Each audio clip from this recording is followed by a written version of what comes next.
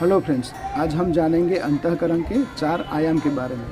पहला है मन, दूसरा बुद्धि, तीसरा चित्त और चौथा अहंकार। तो दोस्तों आइए हम देखते हैं इसके सबके कार्य क्या क्या होते हैं।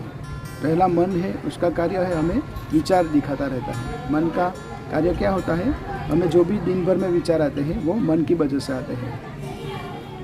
तो हमारे हर रोज़ की लाइफ में हम जो भी सोचते हैं, हज़ारों विचार आ जाते हैं, तो वो मन की वजह से है। मन हमें विचार दिखाता रहता है, तो वो मन का कार्य है। दूसरा बुद्धि। बुद्धि क्या करती है दोस्तों, जो भी हम सोचते हैं उसे तर्क वितर्क करके, हमें एनालिसिस करके क्या अच्छा क्या बुरा, क्या सही क्या गलत, हमारे लिए क्या लाभ है और क्या हानि है, ये सब बुद्धि हमें एनालिसिस करके देती है। तो ये बुद्धि का कार्य है। और चित्त का काम क्या है दोस्तों, चित्त हमें जो भी मन में विचार आते हैं उसका एक चित्र हमारे माइंड में होता है, वो इमेज हमें दिखाता रहता है। तो चित्त का कार्य एक कैमरे की तरह है दोस्तों। तो हम जो भी सोचते हैं उसका इमेज हमारे माइंड में जो जब भी आता रहता है वो चित्त की वजह से आता रहता है। और लास्ट है अहंकार। यहाँ अहंकार दोस्तों आई एम समथिंग वाला नहीं, यहाँ अहंकार है वो अहम, जिसके वजह से हम हैं, हमारा वजूद है, वो अहम है। तो आइए हम एक एग्जाम्पल से समझते हैं। सपोज़ आपको एक विचार आया हिल स्टेशन घूमने जाने का। आपने कहीं पढ़ा होगा, आपने कहीं देख लिया, हिल स्टेशन के बारे में सुन लिया, तो आपको माइंड में हज़ारों विचार आ जाएंगे हिल स्टेशन के बारे में। फिर इसके आगे जाएंगे किस हिल स्टेशन पे हम जाए, वो भी मन हमें विचार करके देता रहता है। और बुद्धि क्या करती है, बुद्धि करती है हम कैसे जाए और किस हिल स्टेशन पे जाए, वो निर्णय बुद्धि करती है। प्लेन से जाए, रेलवे में जाए, बस से जाए।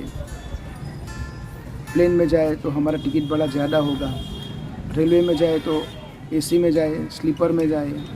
तो ऐसे बुद्धि का काम क्या है दोस्तों, वो एनालिसिस करती रहती है कि हमारे लिए क्या अच्छा रहेगा। और चित्त क्या करता है, हम जो भी हिल स्टेशन के बारे में सोचते हैं, जहाँ भी हम जाने को फाइनल करते हैं, वो इसका चित्र हमें दिखाता रहता है। और आप सपोज़ रेलवे में जाएंगे तो हमें रेलवे का भी चित्र वो चित्र दिखाता रहता है। तो चित्त का काम है ऐसे चित्र दिखाना। और सब फाइनल हो जाए, मन जो हमें सोचता है, बुद्धि भी जो डिसीजन लेती है, चित्त जो भी चित्र देता है, और फाइनल जो हम डिसीजन लेते हैं, तो अहंकार क्या करता है, इसे पुष्टि देता है। फाइनल ऑर्डर वो पास करता है, ऐसे समझो। तो ऐसे ये अंतःकरण हमारे बॉडी में काम करता रहता है दोस्तों।